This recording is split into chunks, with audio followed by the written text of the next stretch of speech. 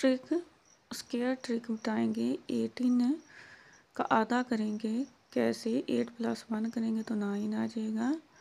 फिर हम 20 और 25 का अंडर कैसे निकालेंगे, तो हम 20 + 25 करेंगे तो 45 आ जाएगा।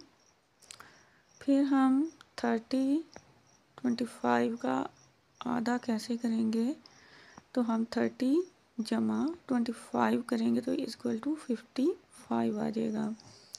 फिर हम 494 209 का आधा करेंगे, 494 + 290 तो 703 आ जाएगा। फिर हम 998 001 करेंगे तो इसको हम आपस में